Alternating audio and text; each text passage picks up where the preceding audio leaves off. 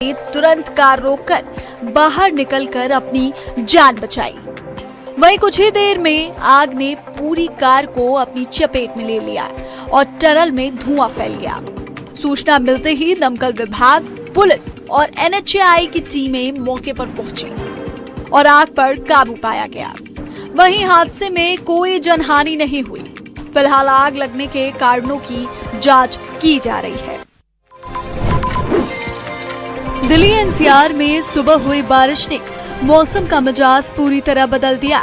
देर रात से शुरू हुई बारिश सुबह तक कई इलाकों में जारी रही।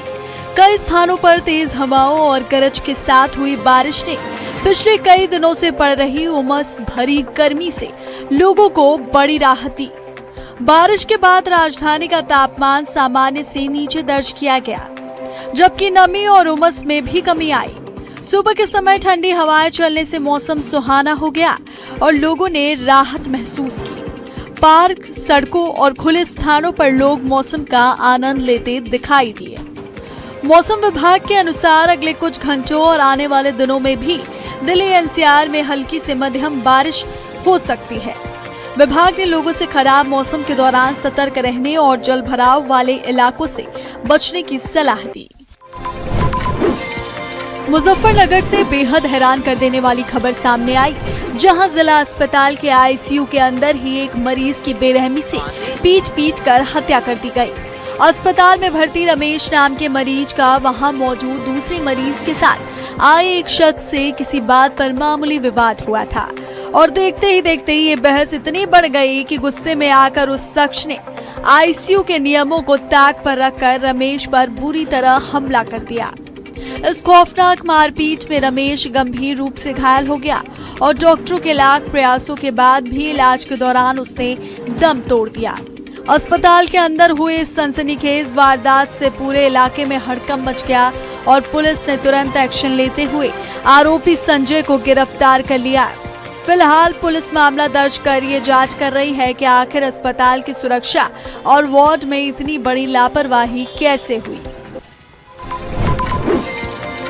करनाल के कोहंट असंध रोड पर चल रहे अवैध शराब ठेके का थाना मुनक पुलिस ने भंडाफोड़ किया। गुप्त सूचना के आधार पर सोमवार देर रात पुलिस टीम ने छापेमारी कर फर्जी ठेके से भारी मात्रा में अंग्रेजी शराब और बियर की बोतलें बरामद की। बताया जा रहा है कि शराब माफिया सड़क किनारे अवैध दुकान खोलकर महीनों से शराब बेच रहा था, लेकिन एक्साइज विभाग को इसकी भनक तक नहीं लगी। वहीं पुलिस ने मौके से बरामद शराब को कब्जे में लेकर मामला दर्ज कर लिया है और अवैध कारोबार से जुड़े आरोपियों की पहचान और गिरफ्तारी के लिए जांच शुरू कर दी गई है। बुलंदशहर में पुलिस ने साइबर अपराध के खिलाफ चलाए जा रहे विशेष अभियान के तहत बड़ी कार्रवाई करते हुए 8 शातिर साइबर अपराधियों को गिरफ्तार किया है। कोतवाली नगर, कोतवाली देहात, पहासू, जहांगीराबाद, नरसैना और खुर्जा नगर थाना पुलिस की संयुक्त टीम ने ये कार्रवाई की। जांच में पता चला कि आरोपी फर्जी बैंक खातों और अकाउंट्स के जरिए साइबर ठगी की रकम इधर उधर ट्रांसफर कर उसका स्रोत छिपाते थे। पुलिस के मुताबिक आरोपी अब तक करीब 9 लाख रुपए की साइबर ठगी कर चुके थे।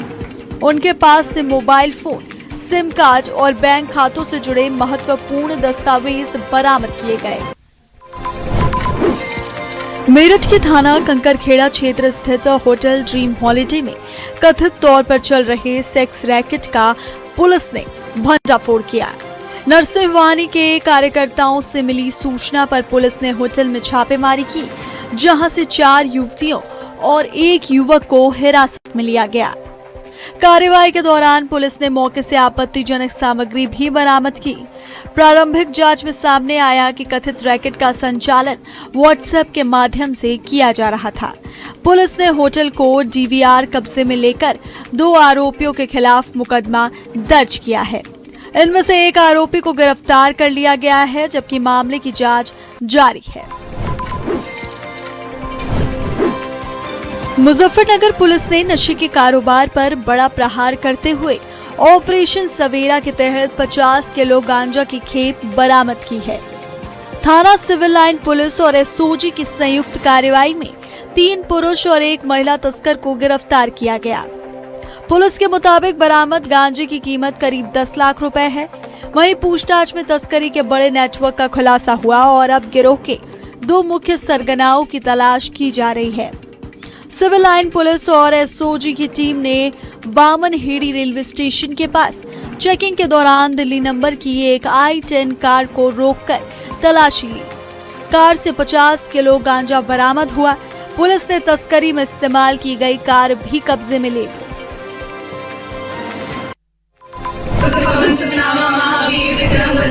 ग्रेटर नोएडा वेस्ट की गैलेक्सी वेगा सोसाइटी से बेहद चौंकाने वाला मामला सामने आया, जहां लिफ्ट फंसने की वजह से 4 लड़कियां करीब आधे घंटे तक अंदर ही कैद रहीं। अचानक लिफ्ट रुकने और पूरी तरह से अंधेरा छा जाने की वजह से लड़कियां बुरी तरह घबरा गईं, क्योंकि लिफ्ट का ऑटोमेटिक रेस्क्यू सिस्टम भी समय पर काम नहीं कर सका।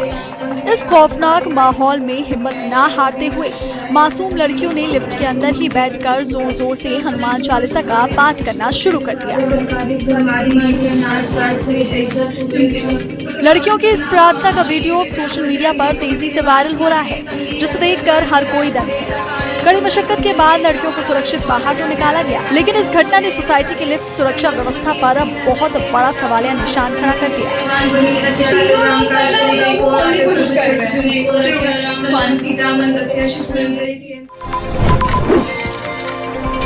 ग्रेटर नोएडा की एक सोसाइटी में विदेशी नागरिक जान जोखिम में डालकर 14वीं मंजिल की बालकनी से नीचे उतरा, जिसका वीडियो सोशल मीडिया पर वायरल हो रहा है। सोसाइटी के लोगों का कहना है कि विदेशी युवक पुलिस से बचने की कोशिश कर रहा था। कुछ विदेशी नागरिक वीजा अवधि समाप्त होने के बाद भी सोसाइटी में रह रहे हैं। हालांकि पुलिस ने इस दावे की पुष्टि नहीं की है। पुलिस का कहना है कि वीडियो और शिकायत मिलने पर मामले की जांच कर नियमानुसार कार्रवाई की जाएगी। सीएम रेखा गुप्ता ने मॉडल टाउन इलाके में पौधा लगाकर पौधारोपण अभियान में हिस्सा लिया। सीएम ने कहा कि मास प्लांटेशन ड्राइव के तहत दिल्ली के अलग अलग हिस्सों में लगातार पौधारोपण कार्यक्रम आयोजित किए जा रहे हैं। उन्होंने बताया कि इस अभियान की शुरुआत 7 जुलाई को केंद्रीय गृह मंत्री अमित शाह ने की थी। सीएम रेखा गुप्ता ने कहा कि दिल्ली सरकार ने लोगों की भागीदारी बढ़ाने के लिए एक विशेष पोर्टल शुरू किया था, जिसके जरिए नागरिक पौधारोपण के लिए अपना समय तय कर सकते थे। दिल्ली सरकार राजधानी में हरित क्षेत्र बढ़ाने और प्रदूषण कम करने के उद्देश्य से बड़े स्तर पर 70 लाख पौधे लगाने का अभियान चला रही है। ये अभियान विभिन्न सरकारी विभागों, स्थानीय निकायों, शैक्षणिक संस्थानों, पर्यावरण संगठनों और आम नागरिकों की भागीदारी से संचालित किया जा रहा है। दिल्ली की हवा 19 दिन बाद एक बार फिर खराब श्रेणी में पहुंच गई। केंद्रीय प्रदूषण नियंत्रण बोर्ड के अनुसार रविवार को दिल्ली का एयर क्वालिटी इंडेक्स 261 दर्ज किया गया। इससे पहले 22 जून को AQI 221 था। बढ़ते प्रदूषण के बीच वायु गुणवत्ता प्रबंधन आयोग की ग्रैप उप समिति ने रविवार शाम बैठक कर दिल्ली NCR की वायु गुणवत्ता और मौसम के पूर्वानुमान की समीक्षा की। मौसम विभाग और IITM पुणे से मिले इनपुट के आधार पर फिलहाल ग्रैप का पहला चरण लागू नहीं करने का फैसला किया गया है। AQI में भी सुधार आया था, लेकिन एक बार फिर से जो ताजा आंकड़े हैं उनके हिसाब से AQI 261 हो चुका है, जिसका मतलब है कि ये हवा जो है अब जहरीली है, प्रदूषित, और इसका असर लोगों पर पड़ सकता है। आपको बताएं कि रविवार को CAQM की बैठक भी हुई, जिसमें ग्रैप लागू करने पर आवश्यक जो चर्चा है वो की गई कि आखिर ग्रैप लागू करना चाहिए कि नहीं। फिलहाल यही निष्कर्ष निकलकर सामने आया है कि फिलहाल किसी भी पाबंदी की जरूरत। राजधानी दिल्ली के मोती नगर इलाके में बीते कल अतिक्रमण हटाने की कार्रवाई की गई। जकीरा क्षेत्र में रेलवे लाइन के किनारे बने कई झुग्गी झोपड़ियों और अस्थायी ढांचों पर बुलडोजर चलाया गया।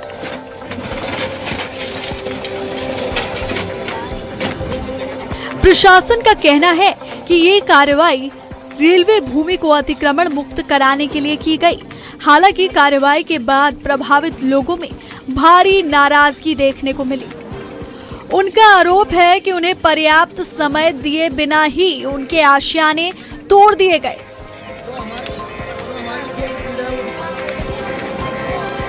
हालांकि प्रभावित परिवारों ने सरकार और प्रशासन से वैकल्पिक आवास और राहत की व्यवस्था करने की मांग की है।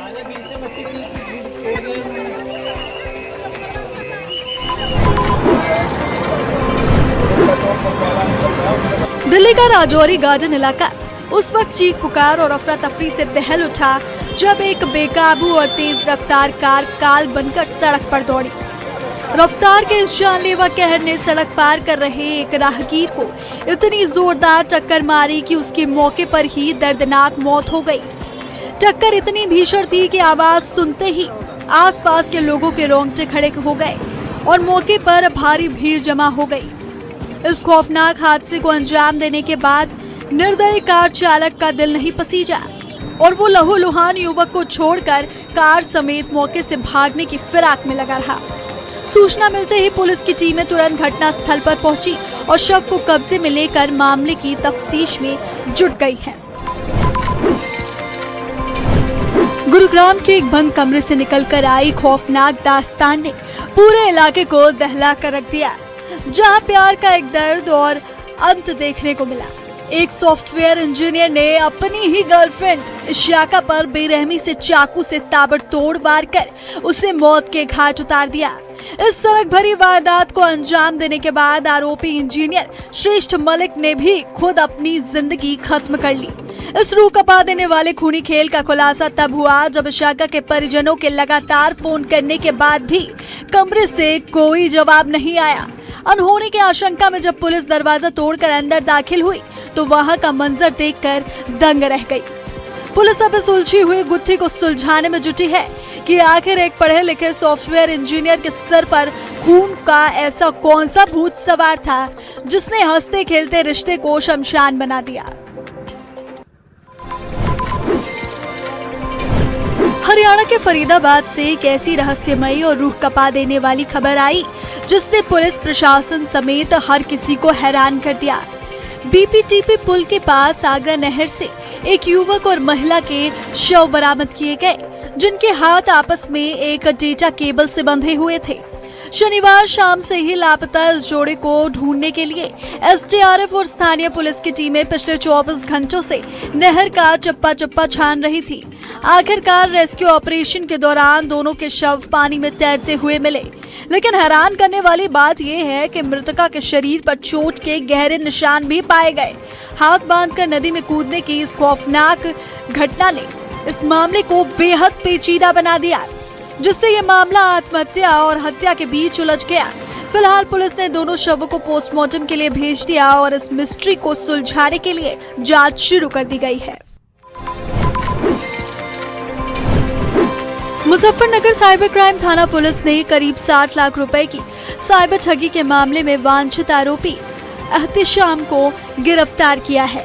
आरोपी चरथावल थाना क्षेत्र के कुटेसरा गांव का रहने वाला है और उसकी गिरफ्तारी पर 15,000 रुपए का इनाम घोषित था।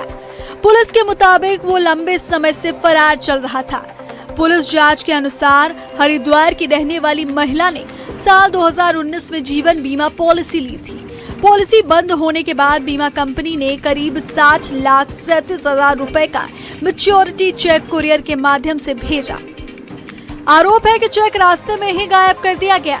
इसके बाद चेक में कथित तौर पर छेड़छाड़ कर दूसरे व्यक्ति के बैंक खाते में जमा कराया गया और पूरी रकम अलग अलग खातों में ट्रांसफर कर निकाल ली गई।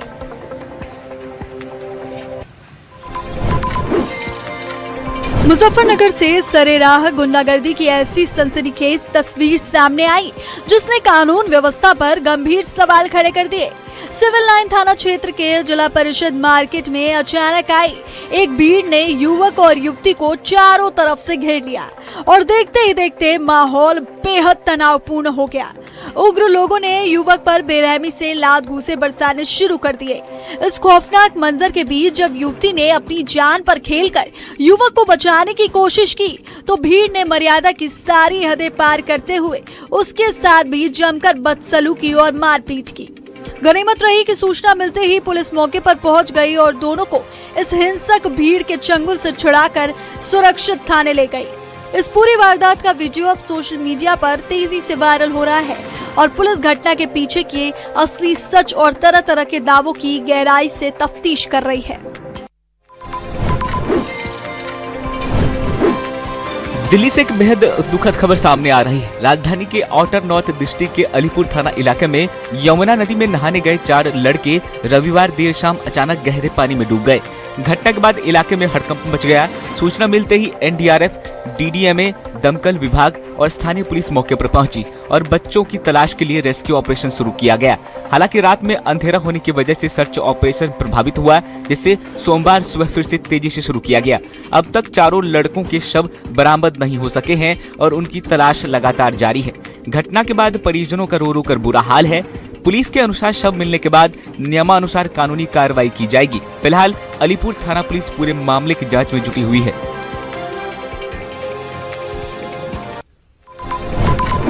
दिल्ली के कल्याणपुरी इलाके से एक सनसनीखेज वारदात सामने आई है। यहाँ दिल्ली पुलिस के कांस्टेबल ने मामूली विवाद के बाद बीच सड़क पर अपनी पत्नी प्रियंका की गोली मारकर हत्या कर दी। वारदात को अंजाम देने के बाद आरोपी कांस्टेबल मनीष भाटी मौके से फरार हो गया। प्रत्यक्षदर्शियों के अनुसार एक डिलीवरी बॉय ने घायल महिला को अस्पताल पहुंचाने में मदद की और उनकी जान बचाने का प्रयास किया, लेकिन डॉक्टरों की कोशिशों के बावजूद महिला को बचाया नहीं जा सका। आरोपी कांस्टेबल मनीष पूर्वी दिल्ली में एटीएस यूनिट में तैनात था। बताया जा रहा है कि आपसी झगड़े की वजह से आरोपी कांस्टेबल ने पत्नी की हत्या कर दी। पुलिस ने आरोपी के खिलाफ हत्या का मामला दर्ज कर लिया है और जांच में जुटी हुई है। दिल्ली में बदरपुर के मोलरबंद इलाके में रविवार रात प्रेम संबंध को लेकर हुए विवाद में 17 साल के नाबालिग की चाकू घोंपकर हत्या कर दी गई। आरोप है कि नाबालिग को उसकी प्रेमिका के भाई ने बातचीत के बहाने बुलाया था। वहां पहले से मौजूद युवकों के साथ कहासुनी हुई, जो देखते ही देखते हिंसक झड़प में बदल गई। इस दौरान नाबालिग के सीने और पेट पर चाकू से कई वार किए गए। गंभीर हालात में उसे एम्स ट्रॉमा सेंटर ले जाया गया, जहां इलाज के दौरान उसकी मौत हो गई। पुलिस ने मामले में प्रेमिका के भाई समेत 5 आरोपियों को गिरफ्तार कर लिया है। पुलिस के मुताबिक रविवार रात करीब 8 बजे बदरपुर थाना पुलिस को चाकूबाजी की सूचना मिली थी। सूचना मिलते ही पुलिस टीम मौके पर पहुंची और जांच में जुट गई। अमरनाथ यात्रा 2026 के दौरान श्रद्धालुओं की सुरक्षा सर्वोच्च प्राथमिकता बनी हुई है। इसी बीच जम्मू श्रीनगर नेशनल हाईवे पर सुरक्षा व्यवस्था को और अधिक मजबूत कर दिया गया। खास तौर पर रामबन जिले में हाईवे के संवेदनशील हिस्सों पर पुलिस, सेना, सीआरपीएफ और अन्य सुरक्षा बलों की अतिरिक्त तैनाती की गई है। यात्रा के हर काफिले पर कड़ी निगरानी रखी जा रही है और वाहनों की सुरक्षित आवाजाही सुनिश्चित करने के लिए जगह जगह नाकाबंदी, नियमित पेट्रोलिंग और व्यापक सुरक्षा जांच की जा रही है। संवेदनशील इलाकों में विशेष सतर्कता बरती जा रही है ताकि किसी भी तरह की अप्रिय घटना को रोका जा सके और बाबा बर्फानी के दर्शन के लिए जा रहे श्रद्धालुओं की यात्रा सुरक्षित और शांतिपूर्ण और निर्बाध बनी रहे। समंदर में भारत की ताकत अब पहले से कहीं ज्यादा मजबूत हो गई है। भारतीय नौसेना को एक और अत्याधुनिक स्वदेशी युद्धपोत मिल गया है। विशाखापट्टनम में स्टेल्थ फ्रिगेट महेंद्रगिरी को नौसेना के बेड़े में शामिल किया गया। रक्षा मंत्री राजनाथ सिंह की मौजूदगी में हुए इस समारोह ने भारत की रक्षा क्षमता और आत्मनिर्भर भारत की ताकत का एक और बड़ा संदेश दुनिया को दिया है। महेंद्रगिरी प्रोजेक्ट 17A के तहत तैयार किया गया आधुनिक युद्धपोत है। इसकी सबसे बड़ी खासियत है इसकी स्टील्थ तकनीक, जो इसे दुश्मन के रडार से बचने में मदद करती है। ये युद्धपोत समुद्र में दुश्मन के जहाजों, पनडुब्बियों और हवाई खतरों से एक साथ मुकाबला करने में सक्षम है। समंदर की हर चुनौती का जवाब, हर खतरे पर पैनी नजर और दुश्मन के लिए बड़ा संदेश। महेंद्रगिरी के साथ भारत की समुद्री शक्ति अब एक नई ऊंचाई पर पहुंच चुकी है। देश के पहाड़ी इलाकों में मॉनसून की बारिश आफत बनकर बरस रही है। उत्तराखंड, हिमाचल प्रदेश और जम्मू कश्मीर में बारिश, भूस्खलन और बादल फटने की घटनाओं ने मुश्किलें बढ़ा दी हैं। सबसे ज्यादा असर उत्तराखंड में देखने को मिल रहा है, जहां कई जिलों में सड़कें बंद हैं, नदियां उफान पर हैं और जगह जगह मलबा गिरने से जनजीवन प्रभावित हुआ है। उत्तरकाशी के भटवाड़ी ब्लॉक के पापड़ नाले में अचानक सैलाब आ गया। देखते ही देखते पानी के तेज बहाव के साथ भारी बोल्डर और मलबा बहने लगा, जिससे आसपास के लोगों में दहशत फैल गई। वहीं बागेश्वर के कपकोट में बारिश के बाद गदेरा उफान पर आ गया। पानी हाईवे पर बहने लगा, जिससे कई घंटों तक यातायात प्रभावित रहा और वाहनों की लंबी कतार लग गई। देहरादून के विकास नगर में भी भारी बारिश के चलते लैंडस्लाइड हुआ। मलबे की चपेट में कई गाड़ियां और निर्माण मशीनें दब गईं। उधर भवाली अल्मोड़ा राष्ट्रीय राजमार्ग पर शिप्रा नदी के कटाव से सड़क का बड़ा हिस्सा क्षतिग्रस्त हो गया है। अगर बारिश का सिलसिला जारी रहा तो कुमाऊं को जोड़ने वाला यह अहम मार्ग खतरे में पड़ सकता है। फिलहाल प्रशासन अलर्ट पर है और प्रभावित इलाकों में हालात पर नजर रखी जा रही है। उदयपुर के तीतरड़ी इलाके में रात के सन्नाटे के बीच एक ऐसी तस्वीर सामने आई है जिसने इलाके में दहशत फैला दी है। सीसीटीवी कैमरे में कैद हुआ एक खूंखार शिकारी का वो अंदाज, जहां लेपर्ड ने बिना आहट किए फार्म हाउस में एंट्री की और पलक झपकते ही शिकार कर डाला। सीसीटीवी फुटेज में देखा जा सकता है कि दबे पांव लेपर्ड आगे बढ़ रहा है। वहीं घर के बाहर चैन की नींद सो रहे पालतू कुत्ते को खतरे का जरा भी अंदाजा नहीं होता। अगले ही पल शिकारी झपटता है और कुत्ते की गर्दन को अपने जबड़ों में दबोच लेता है। कुछ ही सेकंड में लेपर्ड अपने शिकार को उठाकर जंगल की अंधेरी राहों में गायब हो जाता है। सीसीटीवी में कैद इस खौफनाक मंजर के दौरान दूसरा पालतू कुत्ता